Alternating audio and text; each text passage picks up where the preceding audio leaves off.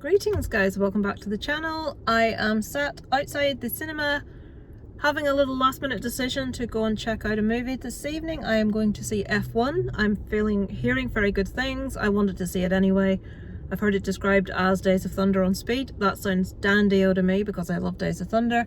I'm expecting it to be pretty good. It looked good from the trailers and from the reviews I've watched. People are pretty impressed. So because I'm a football widow again, football is on in the house constantly. We've got the women's Euros or something on now. It's like, oh. So here I am at the cinema on my lonesome, going to check out F1. Not entirely bothered about Megan 2.0. Probably go see Jurassic World with the family at the weekend. So yeah, let's go see F1 and I shall let you know my thoughts when I come back.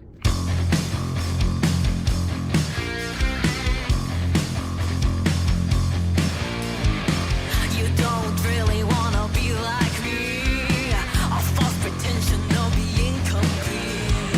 You don't really wanna understand what it's like to have blood on your hands. Hello, so I've popped to Tesco car park. You know that thing where there's loads of people stood around the like entranceway at the cinema, and I'm not going to record myself talking to myself there.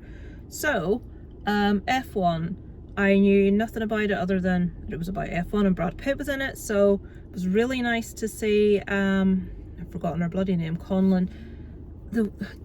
What was her name? The Irish girl that was in Banshees of Inisherin.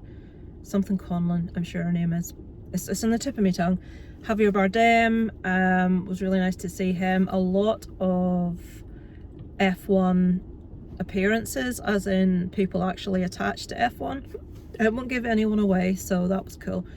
Weirdly, I used to be quite into Formula 1, going back to the days when there wasn't much point in racing Michael Schumacher because he was going to win everything. Mika Hakkinen, David Coulthard, that was the kind of time that I watched it, if you're old enough to remember those drivers. I think Mika Hakkinen was always my favourite. I liked Rubens Barrichello. But yeah, I used to be big into Formula 1 and I don't know, I just stopped watching it over the years. So yeah, I think it captured that energy really, really well. Brad Pitt plays the older racer who's raced in loads of different, not just Formula 1. He did that for a short period, then he's raced in lots of different things all over the place. And he's brought into this team by Javier Bardem, who's an old-time friend of his. They used to race against one another. Might I just say, get this off my chest before we start. It was a pretty handsome old film with Brad Pitt and Javier Bardem. They both looked mighty flippin' fine, it has to be said. Yeah, alright, let's forget about that now for a moment. Jerry Conlon. No, that's the name of him from In the Name of the Father. Giuseppe Conlon, that was. Oh fuck, just ignore me, it's really annoying me now. So yeah, I thought they captured really well the mood of Formula 1, the excitement, the buzz. I loved the fact that they had actual people attached to F1. I loved little touches that was obviously inspired by things that happened in F1, like the throwing down of the helmet in a tantrum. We all know where that came from. Like the odd socks. I think it was odd shoes though, in reality. The guy that was there in the pit swearing, they're like aping actual people from F1, and it was nice to see little touches there for the F1 fans, of which I don't know an awful lot. It has been a lot of years, but I did recognise a few bits and bobs in there.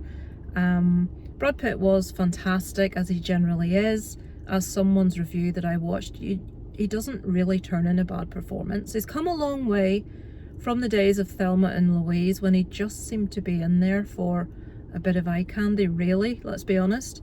And now look where he is and look what performances he's delivering. Although I read that did I read he got paid 20 million for this, or was it 30 million? I think it was 20 millions. I mean, it's a bit steep, isn't it?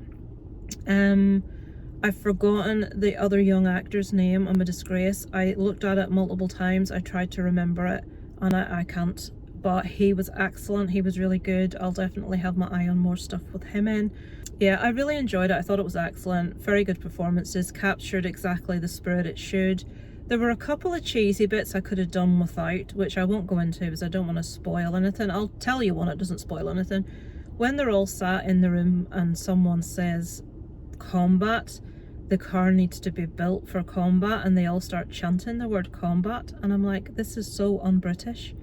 British people don't behave like that. It's very much stiff upper lip. There's not that sort of, it was all a bit cheesy for my liking.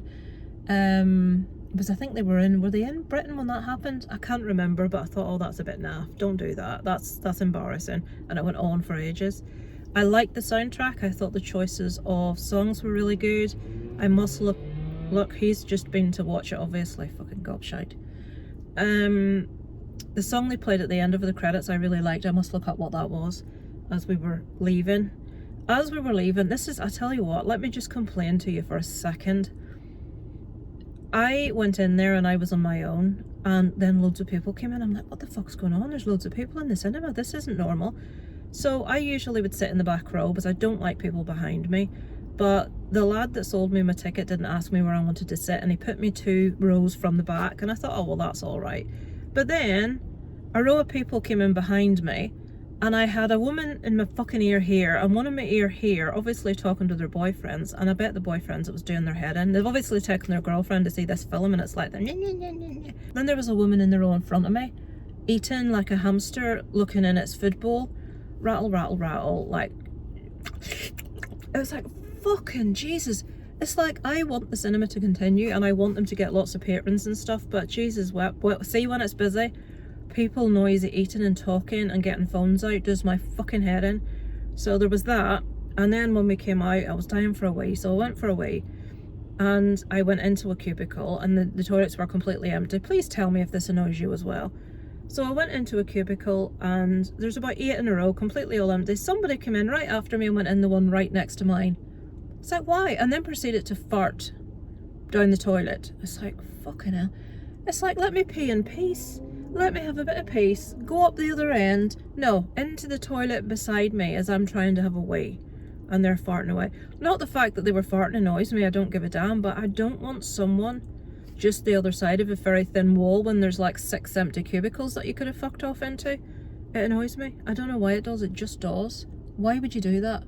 So yeah, apart from noisy eaters, people talking when they should have been watching the fucking film, and people getting into the toilet next to mine, it's very enjoyable. I really liked it. It was well worth a watch. I would thoroughly recommend it. Do I think you need to be interested in F1? I think it definitely helps. There is an awful lot about F1. Comparing it to Days of Thunder, if you've seen that one with Tom Cruise and Nicole Kidman, there was a lot of stuff in that movie that wasn't necessarily about, was it NASCAR race? What I can't remember. Cole Trickle, I remember Tom Cruise played.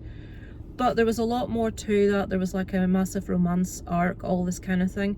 This one is very much concentrated on F1, but there's a lot about the relationships between like Brad Pitt and the other young driver he comes in to work with. They butt heads a lot at the start. There's the relationship with the young lad's mother. There's how she feels about Sonny Hayes, how she feels about him. The friendship between Javier Bardem and Johnny Depp, Brad Pitt's characters. So there's a lot of like different relationships and stuff, which is really interesting, but it is quite heavily concentrated on F1. So I think it would help to have something of an interest, because you have to sort of feel that rush when you're watching the race, and you're watching them vie for position and all the things that can go wrong. And there's a lot of talk about different tires, so they don't really explain why you would switch from hard to soft, from I don't know if they mention slick tires or wet tires. Anyway, if you watch F1, you'll know why they do that. If you don't, you'll be like, why the fuck are they changing tires? Why do they have to change from that to that? What's that all about? So there's bits and bobs like that, but overall, yep, big thumbs up. Really enjoyed it. Scoring it out of 5, I'll come in at a 4 out of 5 for that one. 8 out of 10, would thoroughly recommend. So yeah, I'm going home a happy woman. I enjoyed my film.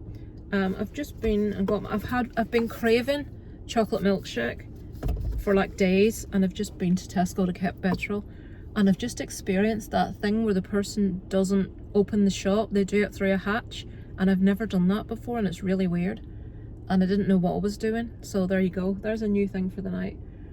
So yeah, thank you for watching, guys. Let me know if you've seen it yet, what you thought, if you have, if you intend on going to watch it.